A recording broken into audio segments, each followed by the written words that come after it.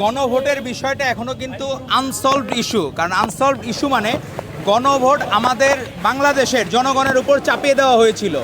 গণভোটের সেখানে 4টি যে পয়েন্ট ছিল এর মধ্যে 3.5টি পয়েন্টে আমরা একমত আছি, কিন্তু বাকি যে অর্ধেক পয়েন্ট এখন সেখানে হয়েছে 100% আমরা যদি না মানি আমরা কেন আমাদের উপর আমরা কেন আদিষ্ট হব।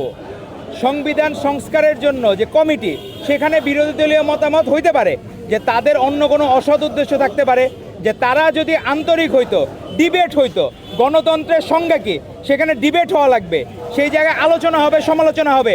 আমি কোনো প্রস্তাবনা দিলাম, আমার প্রস্তাবনা প্রত্যাখ্যান হইতে পারে, কিন্তু সেখানে গণতন্ত্রের স্বার্থে আমরা সবাই মেনে নেব।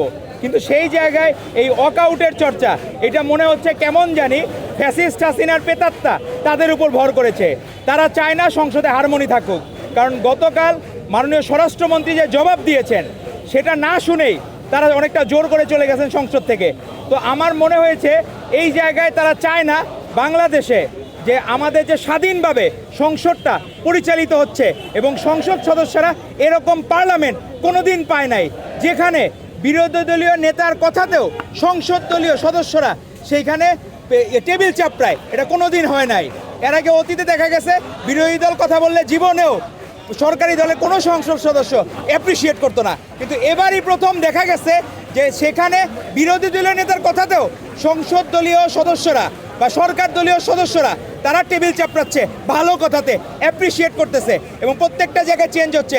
আপনি দেখেন যে আমাদের যে ওখানে সরকারি যে কমিটি, সংসদের যে সরকারি যে কমিটি, হিসাব নিকাশের কমিটি, সেটার প্রধান হয়েছেন বিরোধী দলীয় উপনেতা ডাক্তার তাহের সাহেব, উনি নিজে সেখানে প্রধান হয়েছেন সেই কমিটির। এটা কোনোদিন আপনারা শুনছেন যারা হেরে যায় তাদেরকে সেখানকার যে বাজেটের কমিটি হয়, সংসদের যে বাজেট কমিটির, সরকারি হিসাব নিকাশের কমিটি, এটা কোনো দিন বাংলাদেশের ইতিহাসে ঘটে নাই।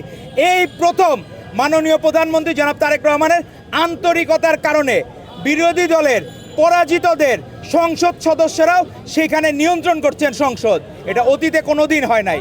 কিন্তু তাদের আফসোস হলো কি, জনগণকে ভুল বোঝানোর চর্চা তারা কোনো দিন ছাড়বে না।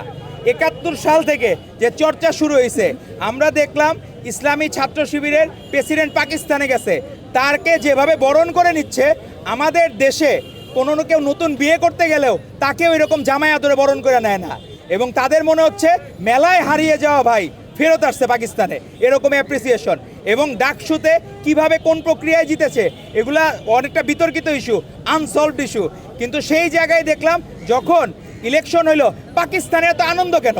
ডাকসুতে এর আগে অতীতেও তো অনেকে নির্বাচিত হয়েছে, কোনো দিন তো পাকিস্তান অ্যাপ্রিসিয়েট করে নাই, কিন্তু পাকিস্তানের জামায়াতে ইসলামী তারা বলেছে সেই জায়গায় ভারতকে পরাজিত করে এখানে ইসলামী ছাত্র শিবির বাংলাদেশে জয়ী হয়েছে। তো এই যে চর্চা, আমরা কোনো দিন কোনো দেশের দাসত্ব বাংলাদেশ মেনে নেবে না।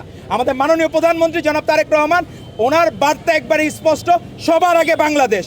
বাংলাদেশের বাইরে আমাদের মাননীয় প্রধানমন্ত্রী জনাব তারেক রহমানের কোনো ঠিকানা নাই, আমাদের সাবেক প্রধানমন্ত্রী বেগম খালেদা জিয়ারও কোনো ঠিকানা ছিল না।